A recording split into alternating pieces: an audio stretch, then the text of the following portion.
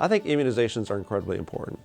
I think they're so important that I make sure that my family is up to date and that I am up to date on my immunizations.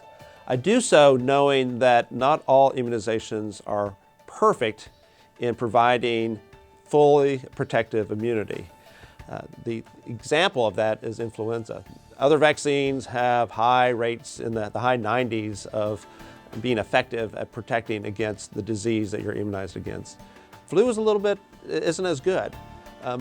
And there's several reasons why it's not as good. One is the virus itself. Every year the virus changes, and scientists in the laboratories have to try to figure out what the next strain of influenza will be, make the most educated guess, put those strains into the vaccine, and sometimes it's not a perfect match. And so sometimes the vaccine versus the strains of influenza that are circulating isn't perfect.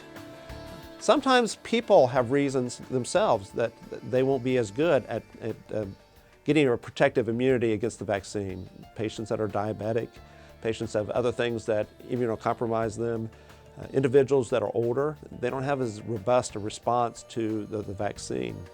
However, it's still our best protective way to prevent people from getting influenza. And it's also really good at preventing people from being hospitalized. And so they may have a less severe case of influenza, still have the runny nose, fever, may not end up in the hospital with influenza. If they look at the overall rates of protection with the vaccine, it's about 40 to 60%. And again, it depends on the age group and other medical conditions of those individuals that will be immunized.